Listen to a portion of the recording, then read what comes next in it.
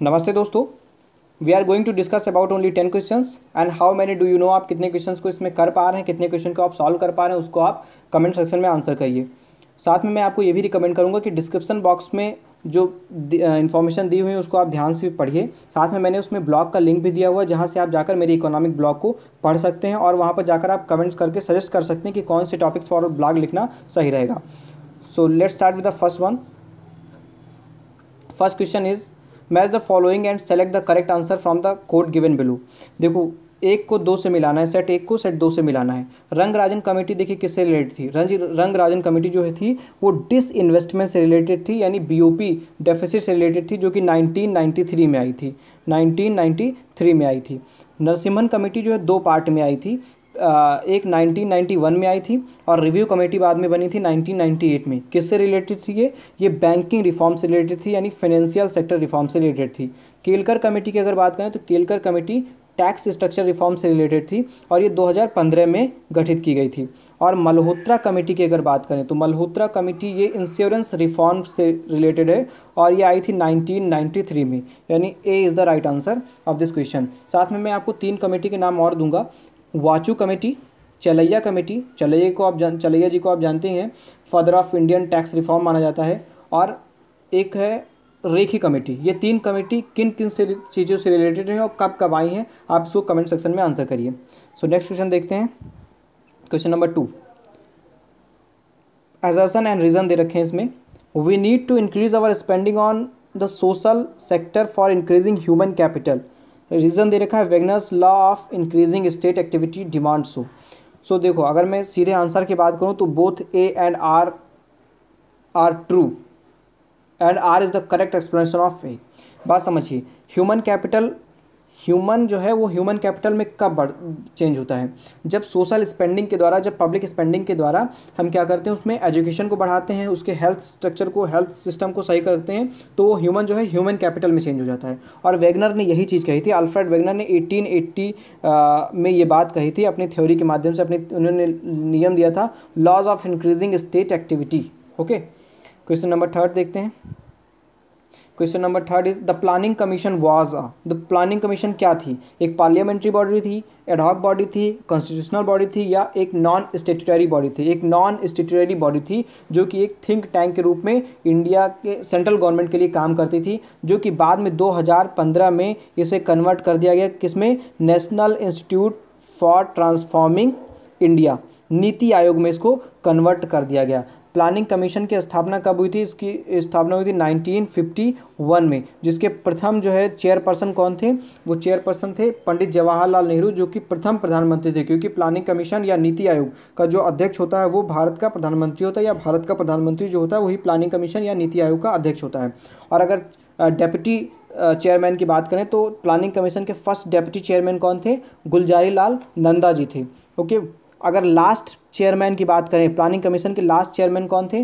तो वो मिस्टर नरेंद्र मोदी, जो कि वर्तमान में भारत के प्रधानमंत्री हैं, वो थे। और अब नीति आयोग की अगर बात करें तो नीति आयोग के प्रथम अध्यक्ष कौन थे, यानी चेयरपर्सन कौन थे पहले? तो मिस्टर नरेंद्र मोदी जी थे, और अभी भी वो हैं इस समय नीति आयोग, क्योंकि जो भारत का प्रधानमंत्री होता है वही नीति आयोग का अध्यक्ष होता है। अगर मैं उपाध्यक्ष की बात पूछूं, डेप्यूटी चेयरमैन की पूछूं, तो फर्स्ट डेप्यूटी चेयरमैन कौन है नीति आयोग का? कौन था इससे पहले?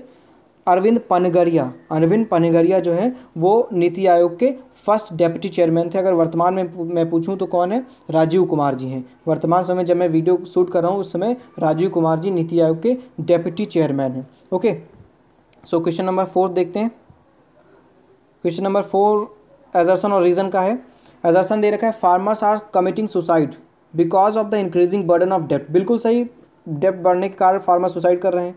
If the production function is homogeneous, देखो आप कॉप डगलस प्रोडक्शन फंक्शन पढ़ो तो ये आप आता है डिग्री ऑफ वन, देन ये यूलर्स थ्योरम है, ये यूलर्स थ्योरम है।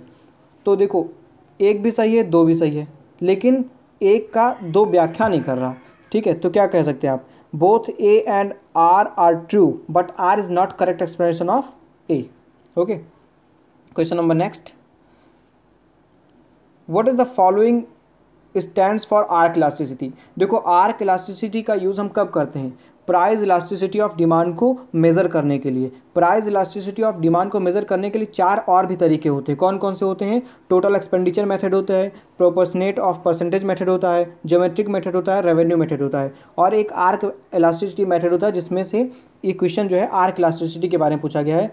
सो उसके लिए करेक्ट आंसर क्या होगा? Delta Q upon delta P into sum of prices upon sum of quantities. Okay, ये होगा टोटल आर्क इलास्टिसिटी का formula. Question number next and question number 6, ये भी असर्शन और रीज़न के बारे में है।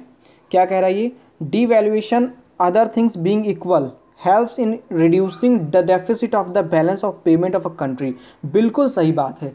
अगर हम अपने मुद्रा को, अपनी करेंसी को डिवैल्यूएट कर देते हैं तो वो कंडीशन क्या होता है? हमारा एक्सपोर्ट बढ़ जाता है, इंपोर्ट कम हो जाता है, जिसके थ्रू हमारा डेफिसिट सही हो जाता है। अब रीज़न देखो क्या दे रहा है? It lowers down the prices of export and increases the price of import. बिल्कुल सही बात कह रहा है।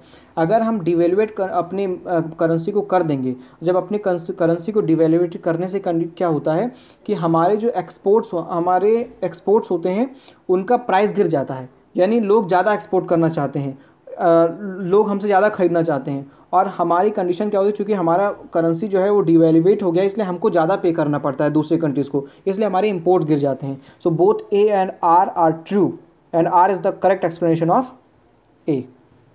Question number next, a developing country with the thrust of the present of consumption would opt for labour intensive technique. अगर उससे consumption ज़्यादा हो रहा है तो उसे लेबर इंटेंसिव टेक्निक अपनाने का कोई मतलब नहीं बनता, क्योंकि लेबर इंटेंसिव टेक्निक में जिस तरह से कंजप्शन की मांग है, जिस तरह डिमांड है किसी गुड्स के लिए, कंजप्शन बढ़ रहा है, उस तरह वो प्रोडक्शन नहीं कर पाएगी। सो ये पहला वाला सेंटेंस गलत है। In an economy opts for more intensive use of relatively abundant factor of production keep its cost low. उस कंट्री को वही फैक्टर अपनाने चाहिए अपने प्रोडक्शन के लिए जो उसके लिए कॉस्ट को लो रख सके।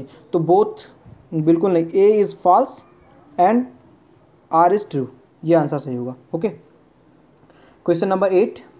Question number 8 is about only reasoning and assertion and reasoning. क्या कह रहा है ये? Global per capita income are showing divergence. बिल्कुल शो कर रहा है डाइवर्जेंस। क्यों शो कर रहा है? रीजन दे रखा, the saving ratio and the rate of population growth differs across the nation. बिल्कुल सही ऑप्शन दे रखे हैं, यानी both A and R true and R is the correct explanation of A. Okay, question number 9। Question number 9 is about revealed preference theory. Okay, आप match list 1 को list 2 से मिलाना है। रिवेल्ड प्रेफरेंस थ्योरी किसने दी थी? आप बहुत अच्छे जानते हैं, पॉल ए सैमुएल्सन ने दी थी। ए का थर्ड देखो, D option is the right answer. Revealed preference theory Paul A Samuelson ने दिया था। कब दिया था इसको आप बताइए मुझे। चलिए छोड़िए, आप 1948 में दिया गया था इसको। सरप्लस वैल्यू की जब अगर बात करते हो, surplus value theory Karl Marx ने दिया था, और इसको कब दिया गया था? 1969 में दिया गया था। किंग डिमांड कर्व की अगर बात करें, किंग डिमांड कर्व दिया था पॉल स्वीजी ने दिया था, और इसको दिया था 1939 में। और अगर मैं पॉइंट ऑफ कंस्ट्रेंट ब्लिस की बात करूं तो इसे ए बर्गसन ने दिया था, और इसको दिया था इन्होंने 1938 में अपने सोशल वेलफेयर फंक्शन के थ्रू इन्होंने दिया था ए बर्गसन जी ने। Okay, question number last of this video and 10th question.